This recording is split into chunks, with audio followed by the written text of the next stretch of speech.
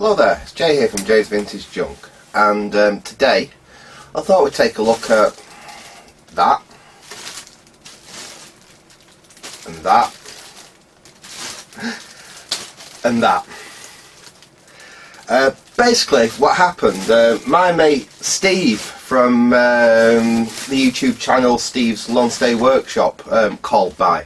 Actually, it was a shame. I was literally just going out. I had a call out to go and do a job, so I was literally just putting some tools in my car and leaving when he pulled up, so I didn't have a chance to have a really good long chat with him. But from what I can gather, somewhere he's just been, we're having a bit of a clear out, and they had a load of TTL logic ICs that they didn't know what to do with, and they basically said to Steve, do you know anyone that can make use of these? And fortunately Steve says, yes I do, me. So what we've got 3 bags full of, well, all I know at the moment is that they're TTL logic ICs, or at least that's what Steve told me they were. So what I thought we'd do, we'll get them out of these plastic bags and we'll get them into something we can look at them a bit better, and we'll have a look, see what we've got, and we might even dig the speed tester out, and we might even see if we can test a few of them, see if they actually work or not. From what a couple I've just picked out of the bags, they do all look pretty much brand new, so fingers crossed, and they're useful stuff. We should have a really good haul of useful ICs that are going to be handy for, you know, working on the old 80s vintage computers and stuff like that. So I'll get us set up on the bench, get the camera set up down there, and we can have a quick look through what we've got here and actually see exactly what we've got in this haul. So back in a sec. Okay, we've got a cardboard box on the table. This is going to be a bit better for initial sorting out than having it in these bags. Plastic bags aren't the best of ideas for static sensitive parts, so we really want to get them out of here as quick as we can. Let's get them out of these plastic bags, and then we can start having a look what we've actually got here. Now, I don't know how these have been stored, where they've been stored, in what conditions, but from what I can see, the legs actually don't look really badly tarnished or anything. That looks like it may have been a little bit hot, but that could just be the way it was made. There's no actual corrosion on any of the legs I can see so far. I mean, this stuff's going to be useful. We've got 7438 there.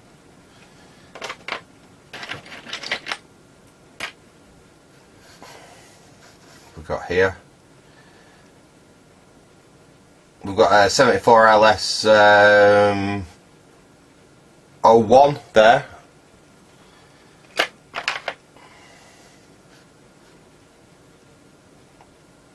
I'm not sure what that IC is, but it seems like we've got a fair bit of 74 series logic in here, which is fantastic. I mean, most vintage computers, especially the earlier stuff, it's just made out of glue logic like this.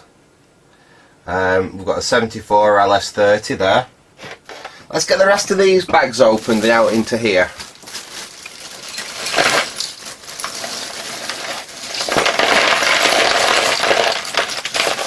Wow.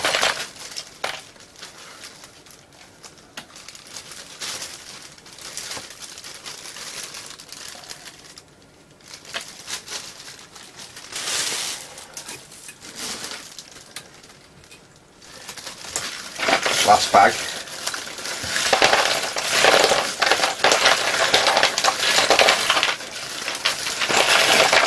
There we go. That's better. So I don't like them bags being near, and as you can see, I'm grounded. Now these are cool. Some of these part numbers, we're going to actually have to look some of these up because I'm not sure what they are. We've got an MC14050 BCP there. So they've got a date code on it. 0506, so it looks like it's a fairly modern part. But if you look, have you seen these?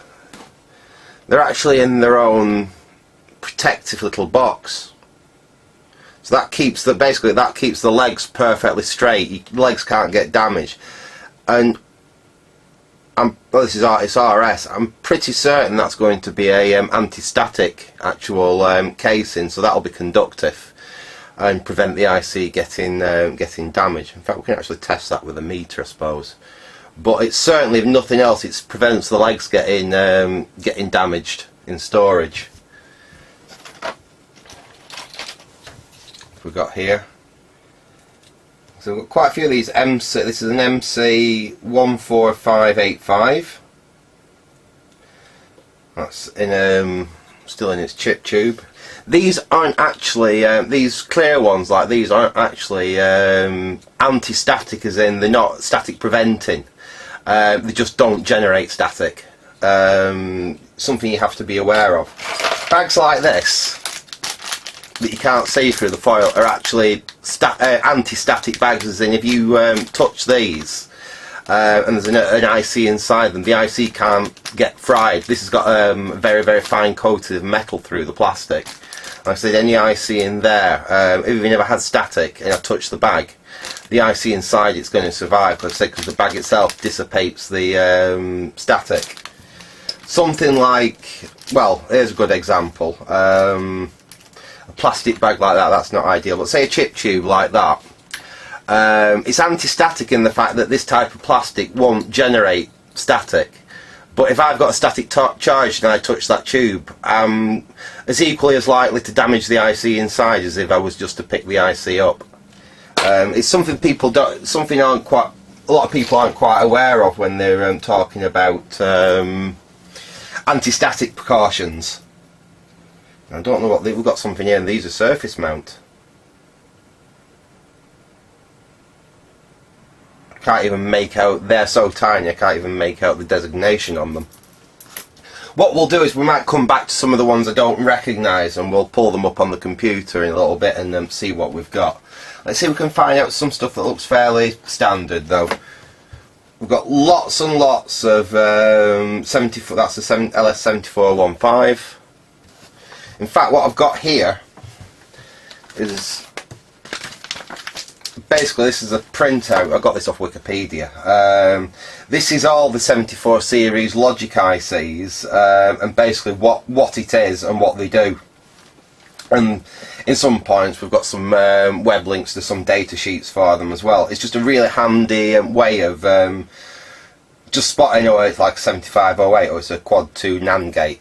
You know, it's handy thing to have around, and all you do is you just find this information on Wikipedia, print it out. And personally I find it easier to look at a printed page when I'm doing something like this rather than actually looking at a screen. So right, first start, let's have a look here. So we've got that 7415 there. So if we look here, we can see it's a triple 3 input AND gate, open collector outputs. So it's just a nice easy way of actually finding out exactly what we've got. Well, what have we got there? We've got a 74 HTC 374. So let's look that up. So that's a 374.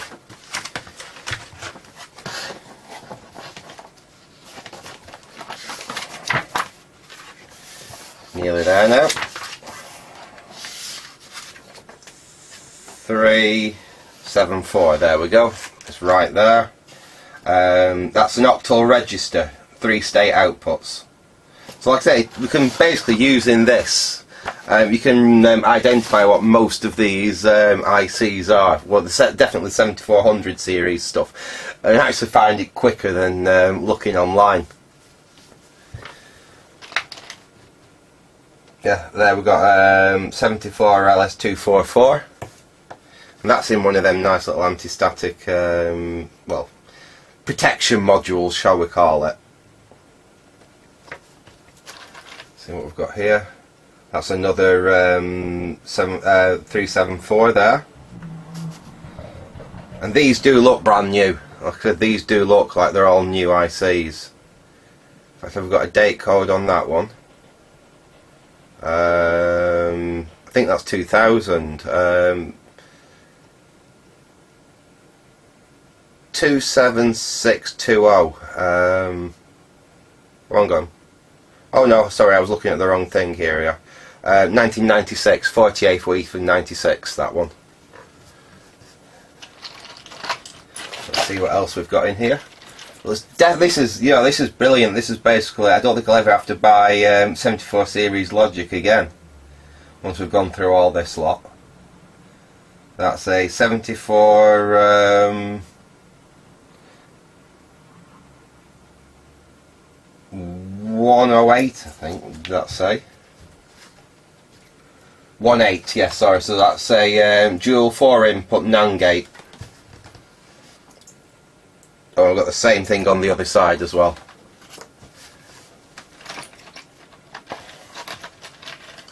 Then we've got what we've got there. We've got a 74 LS19. So that's a hex SMIC trigger. Ooh, what have we got here? These look unusual packages. It says 7222.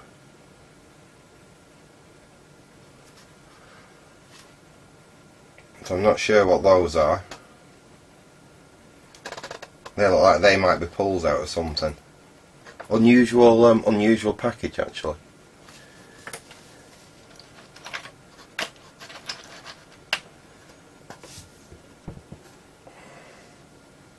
'74 LS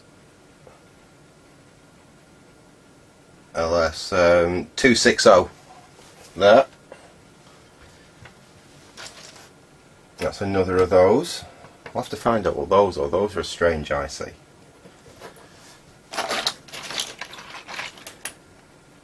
More 74 LS 366. So like I said, I had a feeling there'd be a lot of 74 series logic in here, but it's all good stuff. It's all stuff we can use.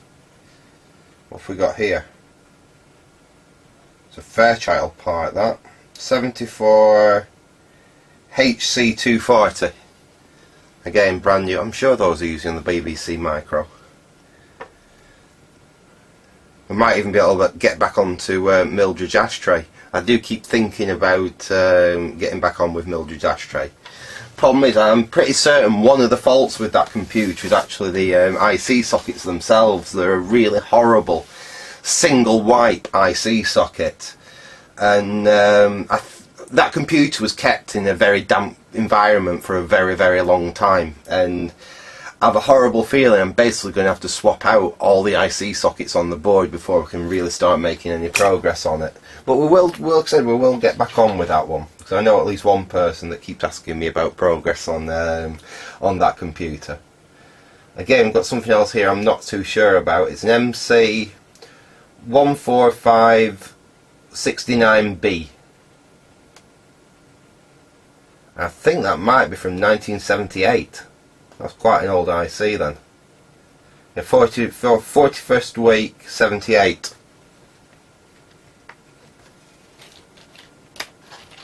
And like I said, I'm going to have to pull the computer up for a lot of them ICs like that and actually find out what they are.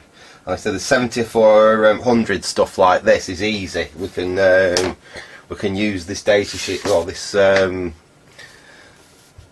basically numbering sheet, to at least tell us what they are.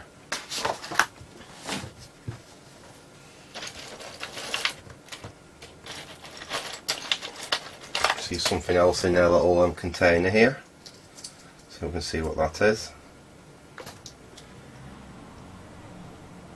That's a 74 LS 526. It's a brand new, still sealed in its little piece of chip tube.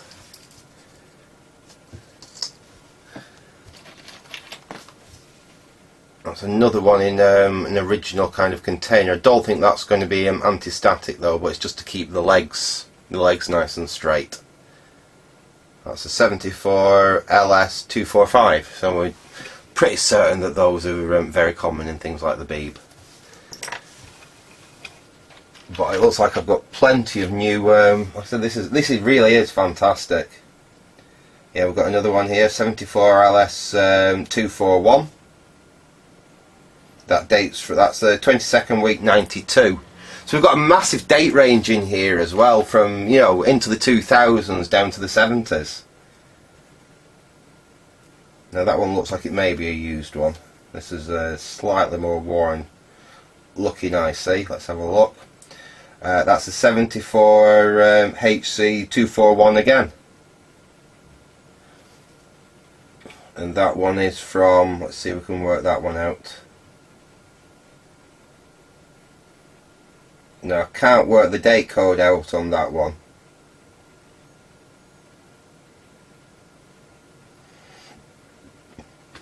That's a Motorola part, and that's a Texas Instruments part. And no, I can't actually work the date code out on that because it's like 3264U7K. Like I said, a lot of ICs, the date code's really easy to figure out. It's usually the two numbers for the year, and the other two numbers are the week. So you'll get like the 52nd week of 84, or the 13th week of 93, or whatever it is.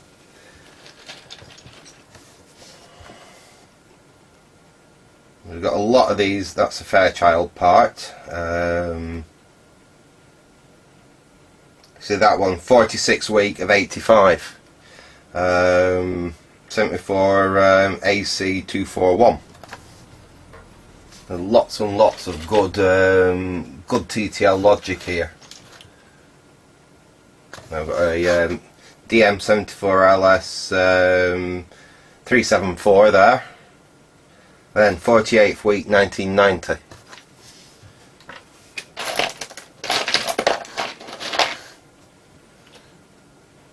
Another one there, 374. It's going to take me quite some time to get all these really sorted out and categorised. First thing I have to do is get some more, some form of storage, anti-static storage to put these in. I am quite short on anti-static boxes for ICs and stuff like this. All the ones that I've got are absolutely loaded up with like RAM ICs and Z80 processors and other ROM chips and things like that, other useful stuff. So I will have to pick up some more good anti-static enclosures to actually sort and store all this stuff. Yes, it's these that I'm not too sure about. Like I said, MC145168CP, and that's the 40th week of 1990. So like I said, these will have to pull up on the internet and have a look at. All the 74 series logic stuff, like I said, that's easy. We can use this book to find out what it is. That's another MC IC. What I think we might do, I've got my Speedmaster down here. Don't know if any of you have seen this thing before. Well, if you watch my videos, I mean, I've shown this thing before. This is an ICE Technologies Speedmaster, and what this is, well, primarily it's an EEPROM programmer, but as well as that, well, you can program various things. It don't just program EEPROMs, this thing. It can program GALs and PALs and things like that as well. You know, various types of little programmable microcontrollers, stuff like that can be programmed on here. It can also test the old-fashioned, well, many types of the old-fashioned DRAM. It can also test 74 series logic, TTL logic. Basically, it can analyse, it can identify different logic ICs, and it can actually test the functionality of them. So what I think we'll do is we'll get this connected up to the computer. I'd usually use this with one of my old 486s, so we'll get this connected up to the 486, and we'll actually test a few of these 74 series logic we've pulled out, and just make sure that they're in good working order or not. Like I said, they have come in an unknown state. I'm guessing that probably 99%, 99.5% of these are going to work fine, but you never know. You don't know what's happened to them in the past. So like I said, we'll get this set up, and we'll have a bit of a play with this, and we'll test some of these. So back in a sec.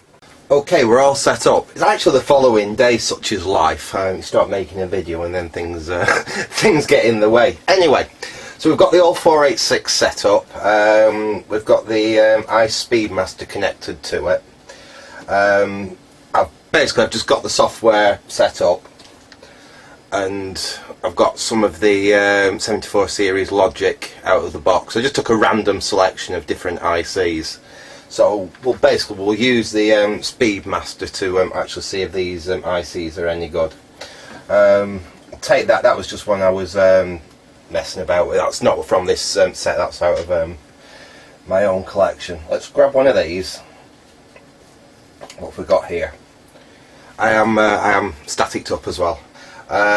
We have a 74LS 153. It does actually look like it's a brand new one. Now, when you put in, when you're testing TTL logic, 74 series logic on this, it actually goes in the programmer slightly different than if you would say programming an EEPROM on it. If you program an EEPROM on it, basically the IC goes in to the top there on the programmer like that. When you're testing TTL logic, it actually goes right down at the bottom there, so it starts on the bottommost pins. So put it in the tester like that. We'll lock the leads down. Just make sure it is in the bottom one, which it is. I'll take you up onto the screen. I think I'll have to shut that light off there. Right, that's probably better because I think you'll actually be able to see what we're doing now. So we just type DIR, and the program that we want to use is, you see we've got the Speedmaster 1000 directory. This is an old piece of equipment. It dates from the 1990s. All the software for it runs on MS-DOS. The slightly later version of this, I don't know if it's a Speedmaster 1500 or 1800 or whatever it is, I believe there is actually software for that will run under Windows 95. But this one, like I said, all the software is from MS-DOS. And basically any computer that will run MS-DOS up, from like a XT up to, I don't know, any Pentium that can still run MS-DOS and still got a parallel port on it will run the software. Like I say, it's not particularly picky about what it runs on. So anyway, like I said, we want the chip test there. So try chip test, press enter. And it's dead simple menu driven software like this. I'm really hoping this is actually coming out, because I just realised this is the first time I think I've actually tried filming a CRT using this camera, the way I've got the camera set up now. So we're going to have to hope that this is actually going to be viewable for you, and it's not going to be all horrible and bandy. So anyway, as we see here, we've got a 7400 series library, a 4000 series library, and you can actually even put in a user library, SRAM and DRAM. This thing will test various types of SRAM and DRAM. I might actually one day do a video on this tester and show all its functionality, because it is a fantastic piece of equipment. I was like mega lucky to this. I got it in a massive lot of computer stuff I got from a guy in Sheffield. I didn't know what was in the lot, and I took a gamble on it, and I paid off, because this was one of the things I actually got out of the lot. Right, so 74 series, so we press enter on that, and this is the great thing about this. It can actually basically try and determine what the IC is that you've put in there. It can actually diagnose what it is. So if we hit find a match there, as you can see, it was flying through all the different possibilities, and it's come up with 74153 there. As you heard before, that's the number I wrote out, so it is indeed a 74153. Now we can test the device. If we go to test device there, no vectors to apply. Oh. Let's select a device. Oh yeah, because I haven't selected the device, sorry. What did we say the device was now? Was it a 153, weren't it? So we go 75, we have to go down.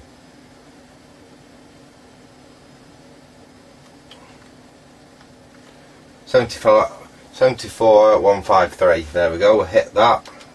Then we can go test device.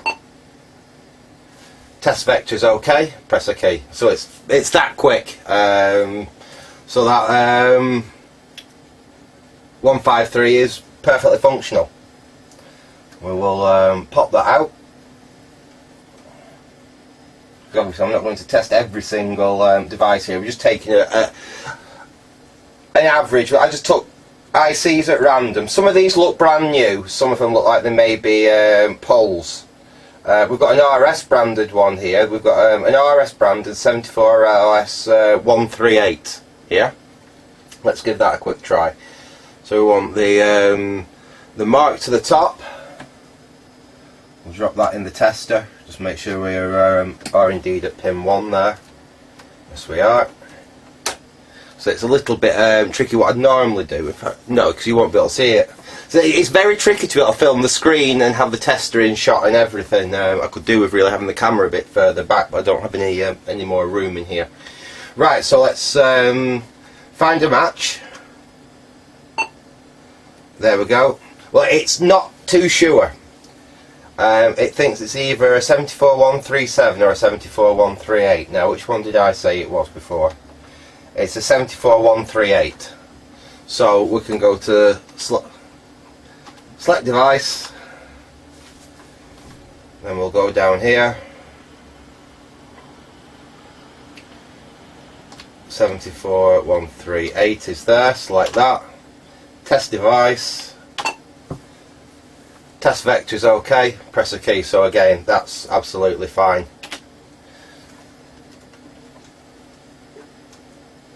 Let us try. I'll try one of these Philips branded. One of these Philips branded parts here.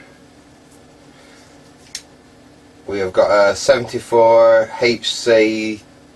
Sorry, it's a 74HCT 374. Like I said, that looks absolutely brand new. It looks like it's never been in an IC socket. So we'll stick that in.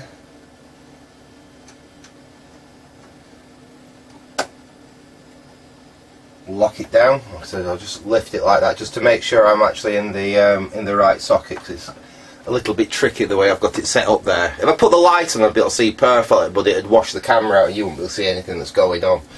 Right, we'll find a match.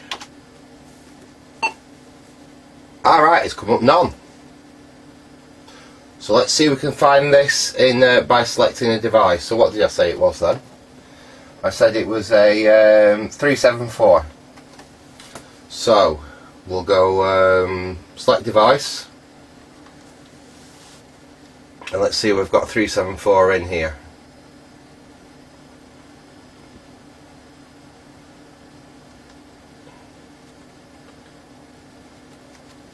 There we go, 74374.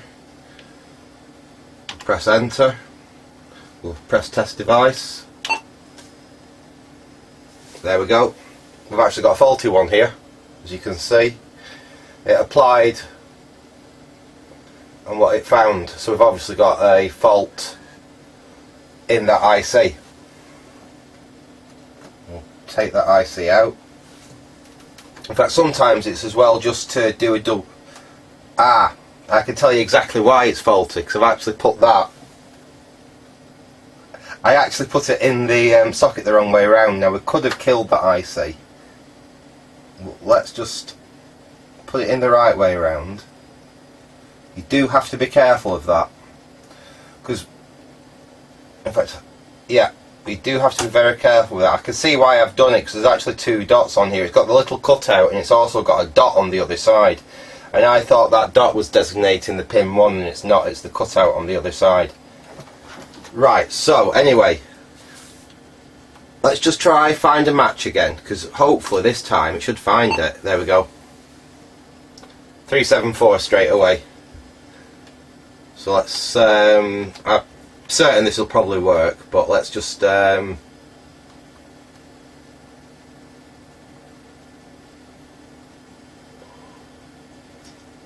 possibly quicker with a mouse.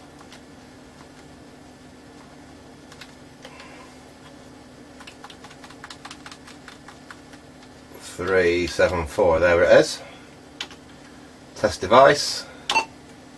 There we go. It was absolutely fine. Shall we do one more? Yeah, we'll do one more. So this is every one so far we've tested has been absolutely fine. I'll take that out. What have I got here?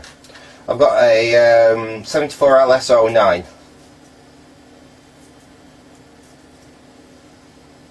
Again, looks pretty much absolutely brand new. Make sure we put it in the right way this time. That's pin 1 on that side, so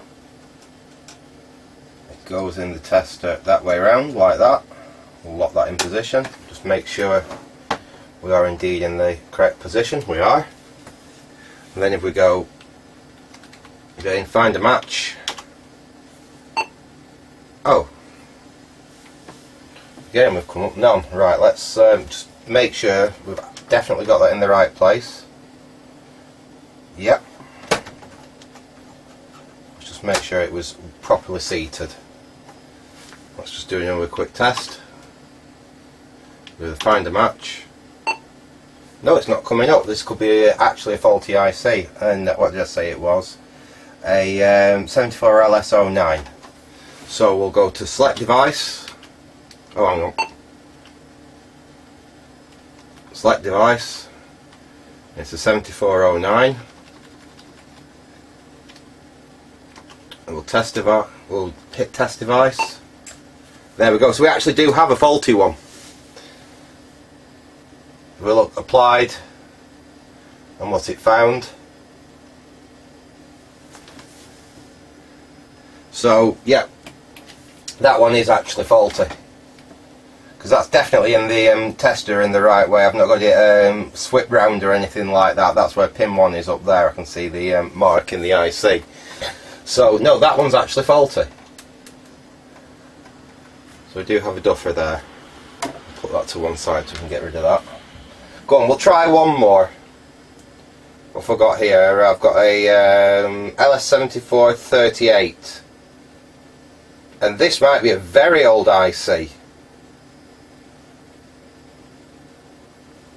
I'm not sure, but this could be from 1973, which would make it one of the oldest ICs. I didn't even think they had TTL logic back there, so I might be wrong.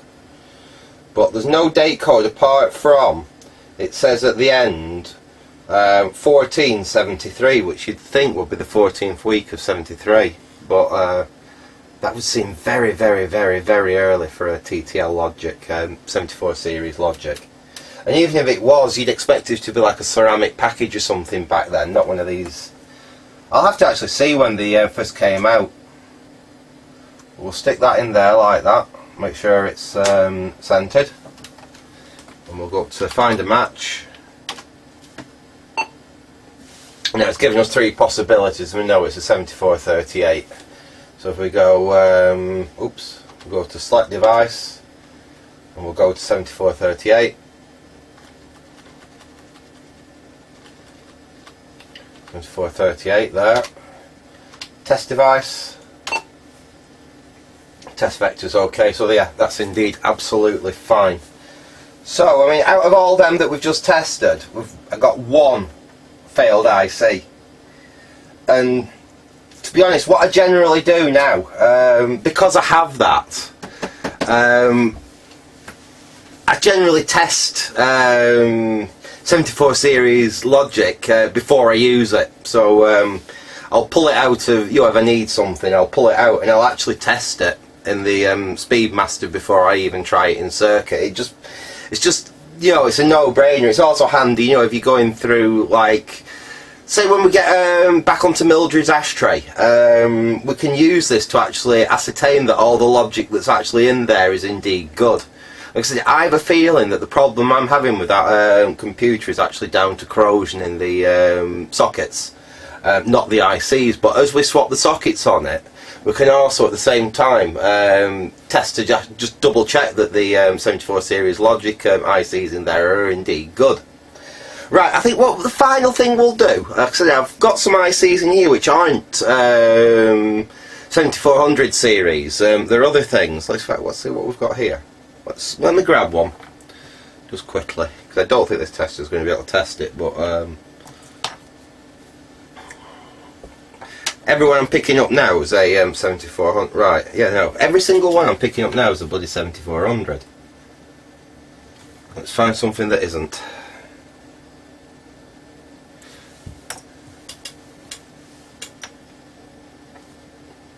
Well, this is just typical. I thought I'd dug a few out that weren't 74 series logic, so I was ready. Yeah, hang on, what have we got here? Some of these are very, very hot. Now this might even be able to read these, I don't know. We've got, it says,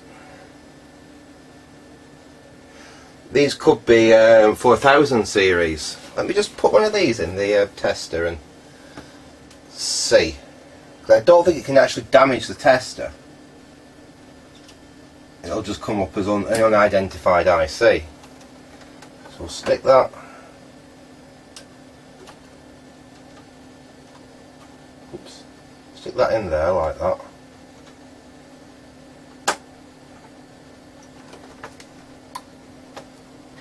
That's the correct way around. We'll go back to main menu. 400 series, let's hit find a match.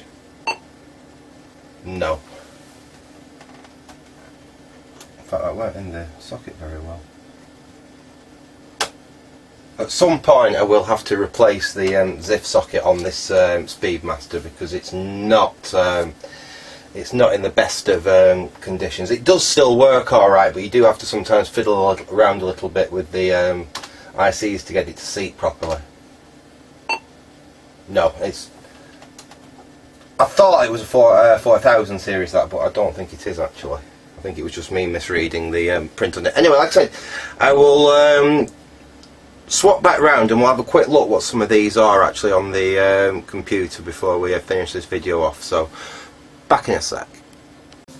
Okay, well I pulled just 4 of the non-7400 series ICs out of the box here. And I just thought, let's have a quick look what we've got. I'm sure there are many other different ones in there, because I've not really gone through the box fully. This is just a random selection. But of this random selection, we seem to have this TC4520. It's a CMOS digital integrated circuit. And what have we got here? Oh, it's a binary counter. It's a dual binary up counter.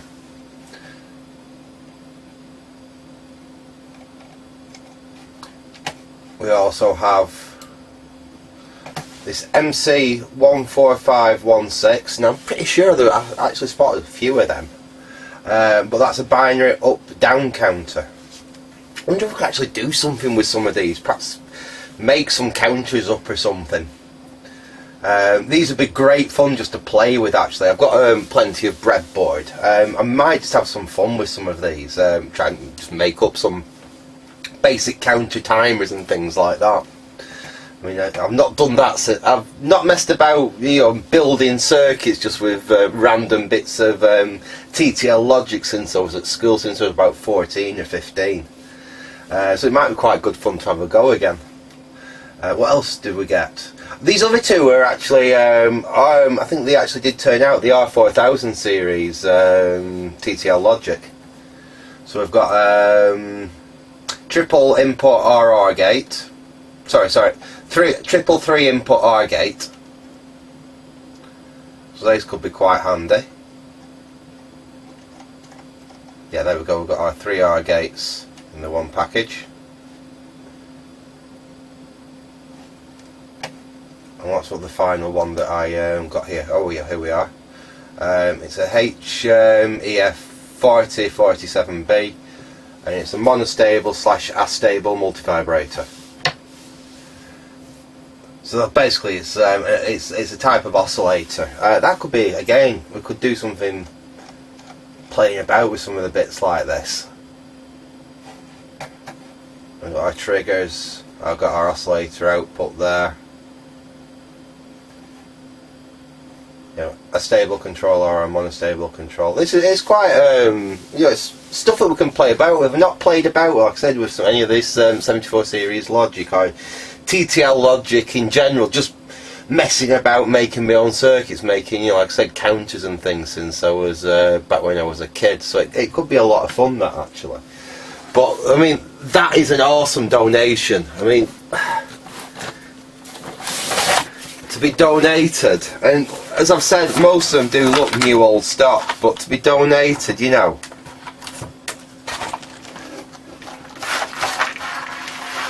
all that TTL logic, that is absolutely awesome. That'll keep me going for years and years and years. And as we've seen, like I say, all them that I tested, we only found one that was duff. I'm not really going to do that much with these now though, until I can find some decent storage for them.